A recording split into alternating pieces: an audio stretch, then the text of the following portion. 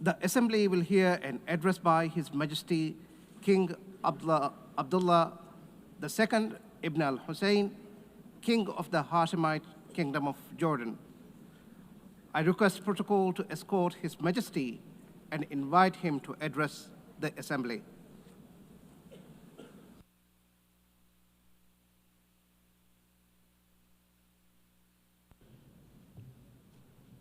Bismillah ar-Rahman ar-Rahim. Mr. In the name of God, the compassionate, the merciful. General Assembly, at another occasion when I stand before you to address the same issue, the conflict in the Middle East. And not for the first time, developments on the ground have made me question the worth and utility of words in capturing the magnitude of the crisis. Yet not speaking about it would signal acceptance of the situation and abandonment of our humanity. And that I will not do. Our UN General Assembly was born 80 years ago, pledging to learn from, not repeat, history. The world vowed never again.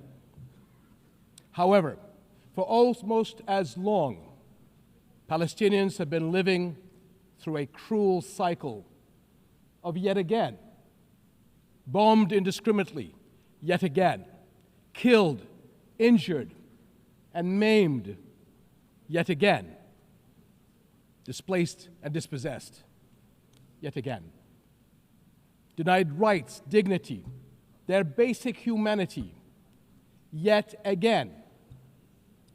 So I must ask, how long?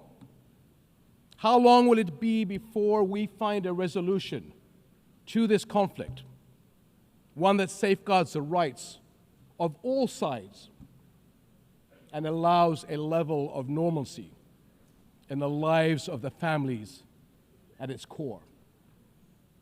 How long will it be before I stand before you and speak not of suffering and devastation in my region, but of prospect, prosperity, and potential? Sadly, this is not the only conflict in our world. And some may say that other wars are also devastating. But the Palestinian-Israeli conflict remains unique. It is the longest standing conflict in the world. An illegal occupation of a helpless population by a self-declared democratic nation, and a flagrant violation of repeated UN resolutions, international law, and human rights conventions. A failure that should have elicited outrage and action, especially from major democracies. Instead, it has been met with decades of inertia. My friends, the war in Gaza marks one of the darkest moments in this institution's history. But although it is today's horror, the injustice stretches back decades. The Palestinian-Israeli conflict has been on the UN agenda throughout its 8 decades of existence. How long will we be satisfied with condemnation after condemnation without concrete action? When it comes to the Palestinian-Israeli conflict, it seems that what unfolds in the halls of power is theory. The struggles and suffering on the ground is reality. For decades, we have seen several attempts to achieve a solution by interim agreements and temporary stopgaps, none that delivered on the end game. In fact, many would argue these processes served as a distraction as Israel grabbed more land, expanded illegal settlements, demolished homes, and displaced entire neighborhoods. Muslim and Christian holy sites in Jerusalem have been vandalized and desecrated by those under government protection. And throughout all these years, Israeli families too have not been able to live in true security because military action cannot bring the safety they need. Nowhere is that more evident than in Gaza. More than 60,000 Palestinians killed, 50,000 children injured or killed, miles of burnt out rubble, neighborhoods, hospitals, schools, farms, even mosques and churches in ruins, widespread starvation. And what we are seeing is only a glimpse, because never in our modern history has the lenses of international media been obstructed like this from capturing the reality on the ground. Almost 2 years in, and the cruelty of this military campaign continues unabated. Furthermore, the current Israeli government's provocative calls for a so-called Greater Israel can only be realized through the blatant violation of the sovereignty and territorial integrity of its neighbors. And there is nothing great about that. I can't help but wonder if a similar outrageous call were made by an Arab leader, would it be met with the same global apathy? The international community must stop entertaining the illusion that this government is a willing partner for peace. Far from it. Its actions on the ground are dismantling the very foundations on which peace could stand, and intentionally burying the very idea of a Palestinian state. It has shown how little it respects the sovereignty of other countries, as we have seen in flagrant violations in Lebanon, Iran, Syria, Tunisia, and most recently, Qatar. And its hostile rhetoric calling for the targeting of Al-Aqsa Mosque will incite a religious war that would reach far beyond the region and lead to an all-out clash that no nation would be able to escape. How long before we hold all nations to the same standards? How long before we recognize the Palestinians as people who aspire to the same things you and I do,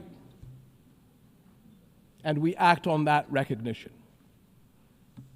How long before we recognize that statehood is not something Palestinians need to earn? It is not a reward. It is an indisputable right.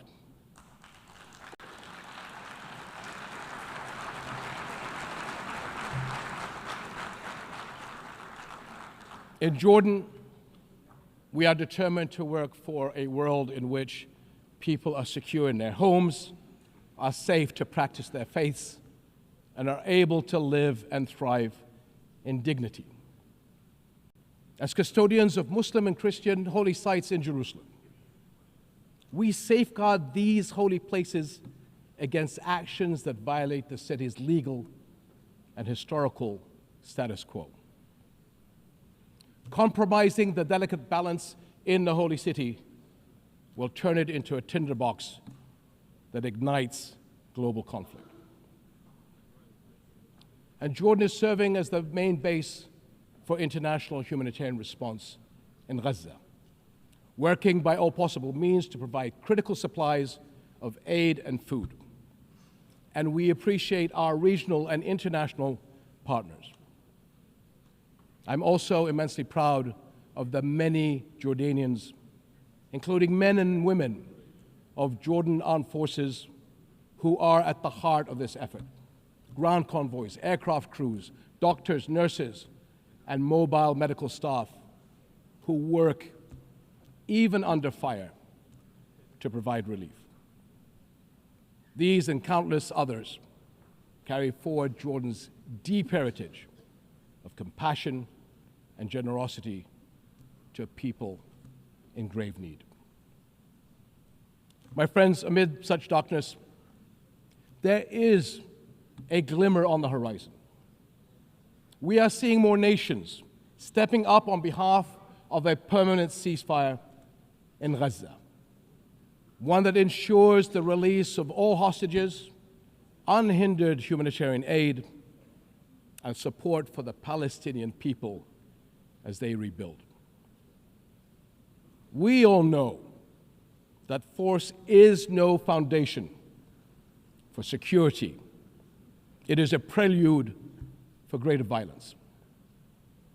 Repeated wars are teaching generations of Israelis and Palestinians that their only recourse is the gun. Security will only come when Palestine and Israel begin to coexist. Seems I have the same problem as President Trump. Begin to coexist side by side. This is the two-state solution, in line with international law and UN resolutions. An independent and viable Palestinian state with East Jerusalem as its capital, alongside a secure Israel living in peace with its neighbors. For almost a quarter of a century, this has been the promise of the Arab Peace Initiative, in which Arab and Muslim partners around the globe extended their hand.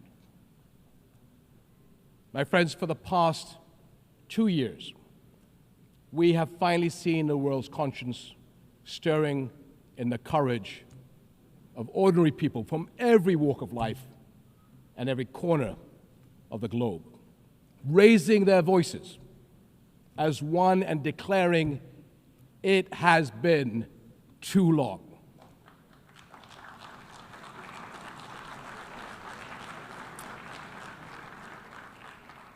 This United Nations must echo that call. It has been too long, and it must act on that call until peace is a reality. Thank you.